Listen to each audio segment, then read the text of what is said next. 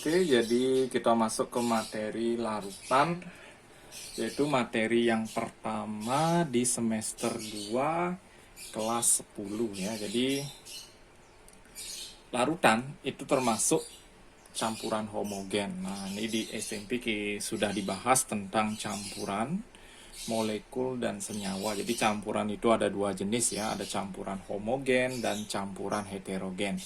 Jadi larutan ini merupakan campuran homogen. Jadi antara zat terlarut dan pelarut tidak bisa dibedakan ya.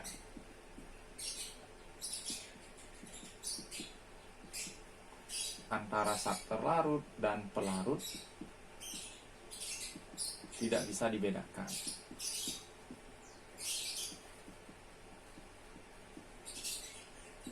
Nah, contoh dalam kehidupan sehari-hari untuk campuran homogen ini adalah larutan gula misalnya. Jadi ketika kalian mencampurkan gula dengan air, kemudian diaduk, jadi gula dan airnya itu tidak bisa kalian bedakan ketika sudah tercampur. Begitu juga dengan larutan garam. Jadi ketika dia dicampur, kemudian diaduk, kalian nggak akan bisa bedakan yang mana garam dan yang mana airnya. Nah, itu merupakan contoh dari campuran homogen, yaitu larutan gula dan larutan garam. Nah, berdasarkan daya hantar listriknya, jadi larutan itu dibedakan menjadi dua. Jadi yang pertama ada larutan elektrolit dan larutan non-elektrolit. Nah, apa bedanya? Jadi larutan elektrolit ini adalah larutan yang dapat menghantarkan listrik.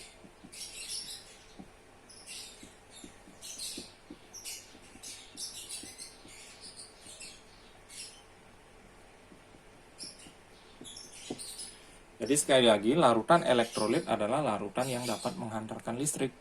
Kenapa larutan ini dapat menghantarkan listrik? Nanti kita akan bahas ya di video berikutnya. Kemudian berdasarkan daya hantar listriknya, larutan tadi kita bedakan menjadi dua, ada larutan elektrolit dan larutan non-elektrolit. Jadi larutan non-elektrolit adalah larutan yang tidak dapat menghantarkan listrik.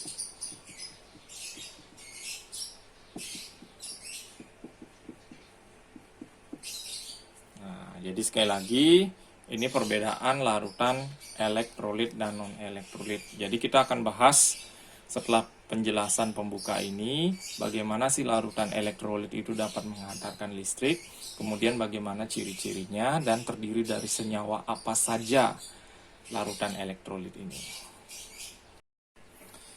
Oke, jadi pembahasan kenapa larutan elektrolit dapat menghantarkan listrik ya. Jadi larutan elektrolit ini dapat menghantarkan listrik karena ada ion.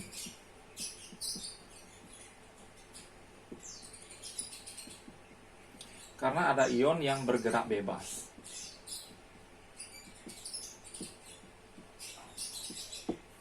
Nah, karena ada ion inilah yang menyebabkan listrik.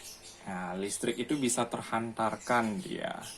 Jadi, berdasarkan jumlah ionnya, ini larutan elektrolit dibagi menjadi dua, yaitu ada larutan elektrolit lemah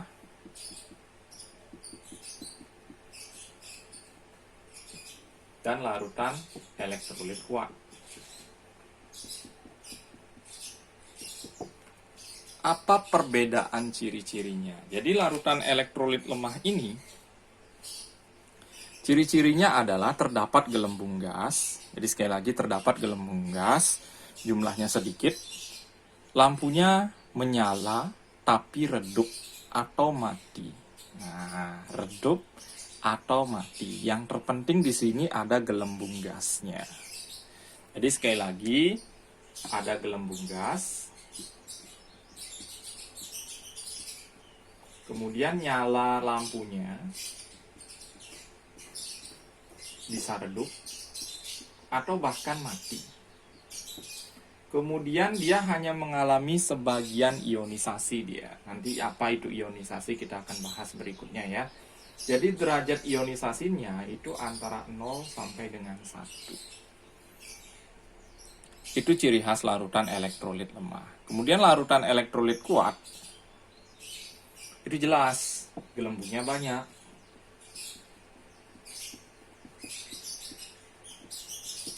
nyala lampu terang.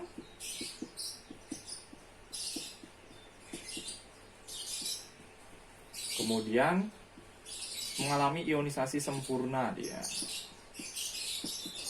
Jadi sekali lagi, kalau elektrolit lemah itu ionisasinya hanya sebagian atau ditandai dengan alfanya berada di kisaran antara 0 sampai dengan 1. Sedangkan untuk elektrolit kuat, gelembungnya banyak, nyala lampu terang, kemudian terionisasi sempurna dia. Nah, inilah ciri khas dari larutan elektrolit baik lemah maupun kuat. Jadi larutan elektrolit itu sudah pasti terbentuk gelembung dia. Jadi ketika dihubungkan dengan dengan kabel pengantar larutannya, kemudian yang membedakan antara lemah dengan kuat adalah di nyala lampunya. Kalau kuat itu nyala lampunya terang, kemudian kalau lemah itu nyala lampunya redup atau bahkan mati. Nah, berbeda halnya dengan larutan non-elektrolit. Larutan non-elektrolit ini sama sekali tidak dapat menghantarkan listrik. Kenapa tidak bisa menghantarkan listrik? Karena tidak dapat ion di sana. Karena wujud zatnya masih berwujud molekul. Jadi bukan dalam bentuk ion dia. Jadi itu alasannya kenapa sih larutan non-elektrolit itu tidak dapat menghantarkan arus listrik. Karena larutannya atau senyawanya itu masih berwujud molekul.